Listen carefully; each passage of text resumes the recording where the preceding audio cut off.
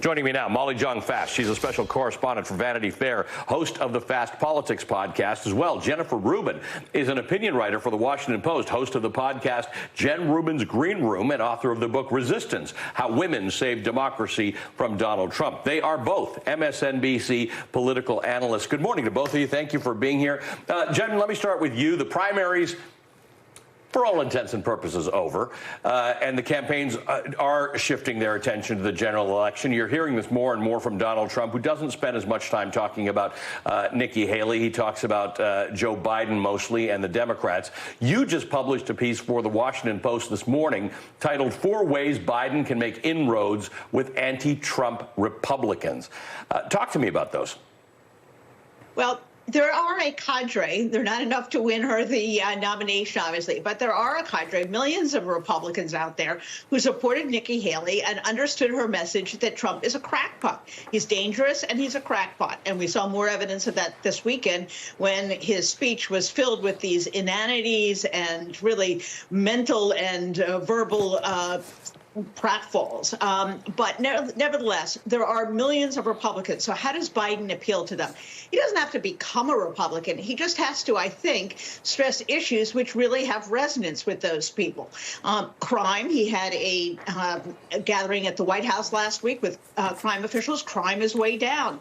He could now make an issue of border security. Republicans put the kibosh on a border security bill. He certainly can stress both IVF and abortion, which many Republican women are very concerned about. And finally, I think, is the all-purpose chaos. This guy was chaotic during his presidency. He's chaotic now, and he promises complete disruption of our alliances, of our way of government, of our democracy. And I think those 4 things are Biden's biggest opportunity to make inroads with independents and Republican-leaning voters.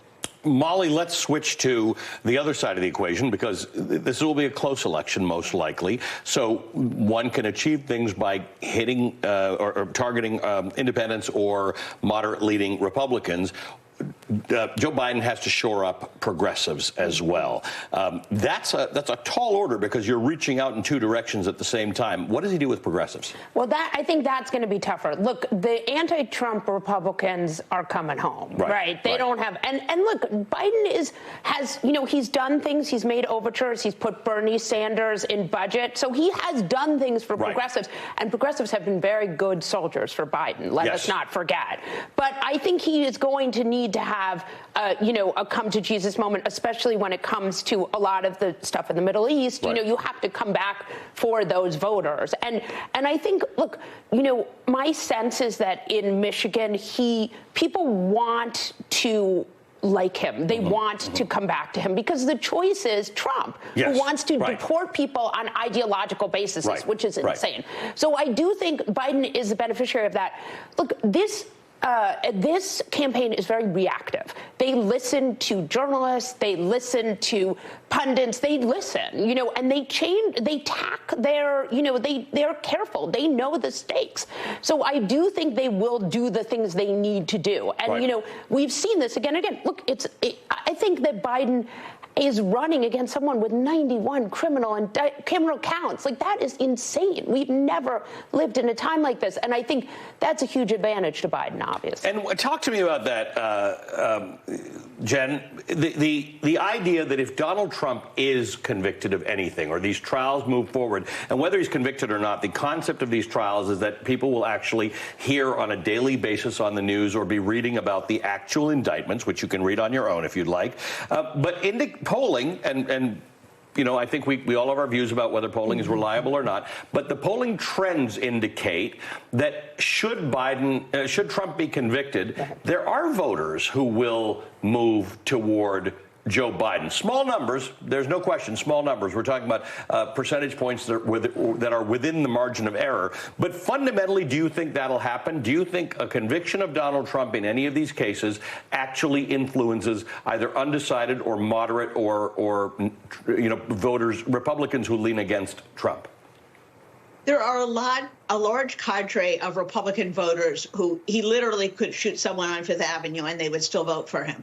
That is not everyone. And I think Biden has to make an argument. Not only is this guy a crook, but this guy is running really to destroy the democratic process. He's running so that he can spare himself the verdict of the American people and of juries. He's running so he can pardon himself or drop these cases. He's running so that he can do whatever he wants. That's his immunity argument. He can do literally whatever he wants. He can send SEAL 6 to kill Joe Biden. He can assassinate his political opponents. He can kidnap members of the Senate. Apparently, he can do anything he wants. And that's what he's running on. It's a very dangerous platform. And it's not simply, I can't believe I'm saying this, simply that he would be a convicted criminal, but that he is running to be above the law.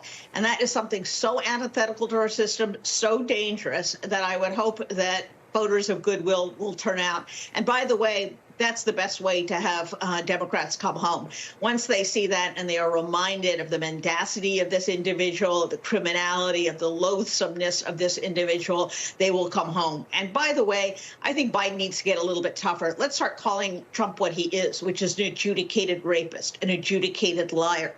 That was the result of the E. Jean Carroll verdicts. And I think the language has to get sharper, and we have to remind voters, including progressive, just what Donald Trump is all about. I think this is an important point, Molly, that it's not even close. I can fully understand why some progressives, whether the issue is Israel-Gaza or the issue is climate or the issue is police violence and black voting, I totally get why some people think enough hasn't been done and some decisions are not great. But that's not the deal. The transaction is not about whether Joe Biden has done everything you want him to do. It's what Jen just said. It's what your alternative is. On every single issue, Donald Trump is a worse option. Yeah, and I also think it's worth pausing for a second and looking like Joe Biden has tried to cancel student debt, right? The Supreme Court overturned it, right? And so what they've done is they've quietly canceled different student debt programs. Yes. And so a lot of people like you know, are getting their cancellation of student debt. And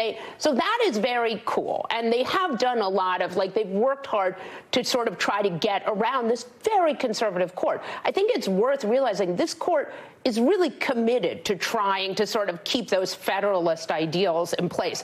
But I would say also, Trump has a real problem, right? He has a real primary problem. Like Nikki Haley, he worked really hard to consolidate the base, and Nikki Haley is still getting 30, 40%, right? Like those are voters that he needs to win. These are better numbers than anybody who has pursued essentially an incumbent, which is how you have to think about him, has received. And think about the ways Trump has tried to lock down the primary process in a million different ways, including removing the RNC chair. So I do think it's worth seeing. There is a lot of discontent in this Republican Party.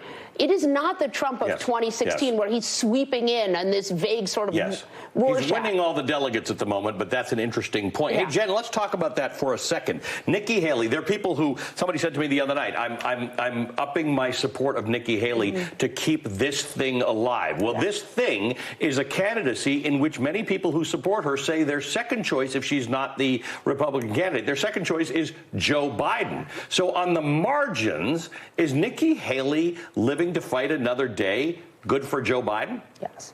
Absolutely, absolutely. And that's why many never Republicans are cheering her on. That's why some Democrats are giving to her candidacy.